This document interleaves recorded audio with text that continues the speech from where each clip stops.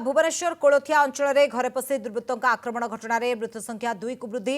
दुर्वृत्तों आक्रमण में गतकाली पुअर मृत्यु घटी बेले आज बापा मृत्यु होती। चिकित्साधीन अवस्था बापा हिमांशु पाढ़ी प्राण हराई। गतकाली पुओ कृष्णचंद्र पाढ़ी मृत्यु होता। रविवार रात्रे दुई मुखा पिंधा दुर्वृत्त कृष्णचंद्र घर भितर को पशि बापा हिमांशु पाढ़ी भौणी तापसी पाढ़ी और कृष्णचंद्र पाढ़ी को लुहा रड्रे अतर्कित भाव में आक्रमण करते।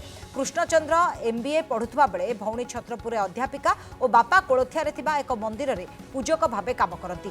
त्रिकोणीय प्रेमरू हत्याकांड घटी संदेह करा जाउछि। मामला रे पुलिस 2 जन को अटक रखी छानबीन चलाई।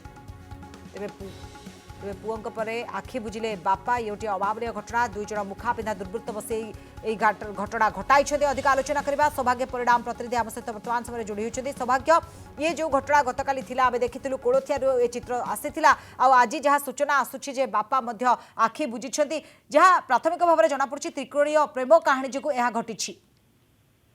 निश्चित भाव देखु कोलोथिया जो हत्याकांड होता ये बर्तमान डबल मर्डर घटना को टर्न कलानी।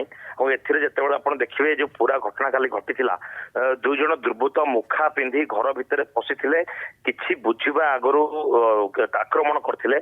जिते आक्रमण कर जी रही कृष्ण पाढ़ी घटना स्थल ही मृत्यु हो जाता। बापा से छड़ाई आसते बापा मुंडे शक्त प्रहार लगी जिते गुरुतर अवस्था एम्स ट्रमा सेंटर में भर्ती कर गतकाली राति 3टा बेले मृत्यु होती। भौणी रही सी बर्तमान सुधा गुरुतर अवस्था एम्स चिकित्सित होती। तो कह गोटे त्रिकोणीय प्रेम कहानी को लेकिन एभली गोटे घटना घटी जो विभत्स हत्याकांड घटी ये केवल त्रिकोणीय प्रेम कहानी को लेकिन एम समस्त जो कोचिंग सेंटर में पाठ पढ़ुते जड़े युवती को प्रेम नवेदन करते जहाँ लेकिन उभय गोष्ठी मुहांमुही होते। जो अभियुक्त अच्छा अभियुक्तों भितर जड़े जुवेनाल बा जड़े 18 वर्ष कम बयसर पिला अच्छी जी कि घर भितर पशिला पूरा षड्यंत्र मास्टर माइंड थिला। एमाने समस्ते मुखा पिंधिकी केमिति घर भितर पशिबे केमिति गोटे ब्लू प्रिंट तैयारी करिवे हत्याकांडर ब्लू प्रिंट तैयारी करबा सहित रास्तारू सफा करिया पई कि कृष्ण पाढ़ी को एमाने गोटे पूर्व ब्लू प्रिंट प्रस्तुत करथिले। पाखापाखि 8-10 दिन पूर्व से रेकी करथिले जहाँकि पुलिस तदंत बेले निजर सीसीटीवी रे देखा पाई। से समय कुआड़े जाऊँच कौटी बसुंट ए सबू जिन को टार्गेट करते राति अधरे जिते घर देखिले घरे समस्त अच्छा से समय एंट्री करते।